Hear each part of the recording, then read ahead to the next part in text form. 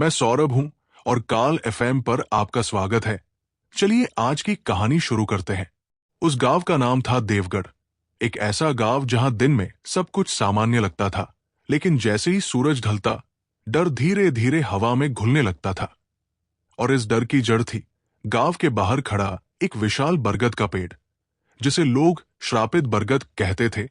कहते हैं कि इस पेड़ की उम्र सैकड़ों साल पुरानी है और इसके नीचे कभी कोई तांत्रिक साधना करता था।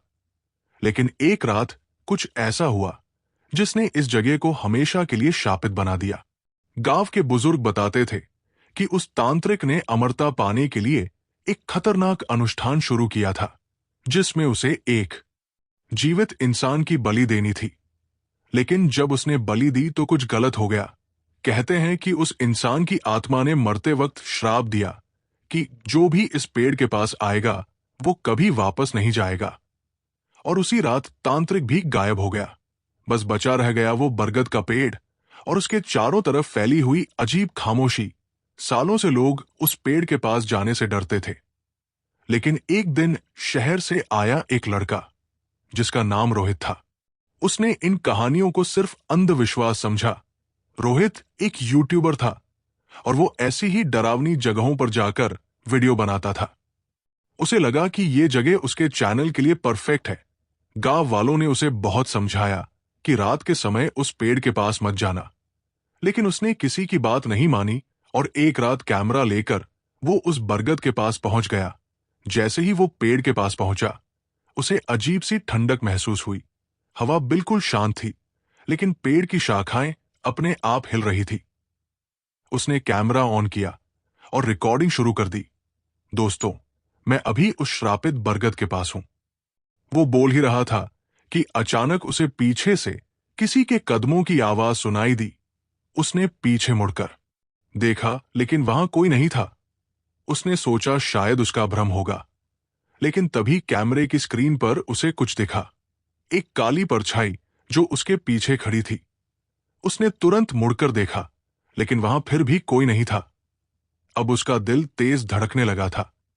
उसने जाने का फैसला किया, लेकिन जैसे ही वो मुड़ा, उसे लगा जैसे उसके पैर जमीन से चिपक गए हैं। वो हिल नहीं पा रहा था। तभी पेड़ के ऊपर से एक धीमी सी हंसी सुनाई दी। वो हंसी इतनी डरावनी थी कि उसकी रूह कांप गई। उसने ऊपर देखा तो पेड़ की एक मोटी शाखा पर एक औरत बैठी थी। उसके लंबे उलझे बाल उसके चेहरे को ढक रहे थे और उसकी आंखें लाल चमक रही थी।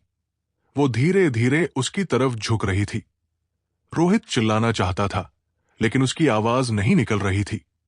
अचानक वो औरत गायब हो गई और अगले ही पल वो उसके सामने खड़ी थी। इतना करीब कि रोहित उसकी सड़ी हुई सांस महसूस कर सकता था। उसने धीरे से कहा, तुम्हें मना किया गया था। और अचानक रोहित की आंखों के सामने अंधेरा छा गया। अगली सुबह गांव वालों को रोहित का कैमरा पेड़ के नीचे पड़ा मिला, लेकिन रोहित कहीं नहीं था। जब उन्होंने कैमरा देखा तो आखिरी रिकॉर्डिंग में सिर्फ एक चीज दिख रही थी, रोहित का डर से कांपता हुआ चेहरा और उसके पीछे खड़ी वही औरत। लेकिन सबसे डरावनी बात यह थी कि कैमरे में वो औरत साफ दिखाई दे रही थी, जबकि रोहित को वो दिखाई नहीं दे रही थी। गांव वालों ने उस वीडियो को देखने के बाद उसे तुरंत मिटा दिया और उस पेड़ के पास जाने की हिम्मत किसी ने फिर नहीं की। लेकिन कहानी यही खत्म नहीं होती। कुछ दिनों बाद गांव के एक बच्चे ने दावा किया कि उसने रात में उस पेड़ के पास रोहित को देखा। वो पेड़ के नीचे खड़ा था और उसकी आंखें बिल्कुल खाली थी, जैसे उसकी आत्मा अब उस पेड़ में कैद हो चुकी हो। धीरे धीरे ऐसी घटनाएं बढ़ने लगी। रात में लोगों को पेड़ के पास से आवाजें आने लगी। कभी रोहित की मदद की पुकार, कभी उस औरत की हंसी। और सबसे अजीब बात यह थी कि जो भी उस आवाज को सुनकर पेड़ के पास जाता, वो फिर कभी वापस नहीं आता। अब गांव पूरी तरह डर के साए में जी रहा था। लोग शाम होते ही अपने घरों में बंद हो जाते थे। लेकिन एक दिन एक और आदमी आया। उसका नाम था अजय। वो एक पैरानॉर्मल इन्वेस्टिगेटर था।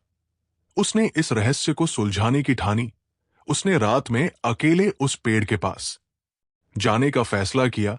उसके पास कई उपकरण थे जिनसे वो आत्माओं की गतिविधियों को रिकॉर्ड करता था। जैसे ही वो पेड़ के पास पहुंचा, उसके सारे उपकरण अचानक बंद हो गए, जैसे किसी ने उनकी ऊर्जा खींच ली हो। तभी उसे अपने पीछे किसी के खड़े होने का एहसास हुआ। उसने धीरे धीरे मुड़कर देखा और वहां रोहित खड़ा था, लेकिन वो पहले जैसा नहीं था। उसकी आंखें पूरी तरह काली हो चुकी थी और उसके चेहरे पर एक अजीब सी मुस्कान थी। उसने अजय से कहा, अब तुम भी यही रहोगे। अजय भागना चाहता था, लेकिन तभी जमीन के अंदर से काले धुएं जैसे हाथ निकलकर उसके पैरों को पकड़ने लगे। वो जोर जोर से चिल्लाने लगा, लेकिन उसकी आवाज दूर तक नहीं पहुंची। अगले ही पल वो भी गायब हो गया और उस रात के बाद से श्रापित बरगद और भी खतरनाक हो गया। अब वहां सिर्फ एक नहीं बल्कि कई आत्माएं भटक रही थी और हर रात वो किसी नए शिकार का इंतजार करती थी।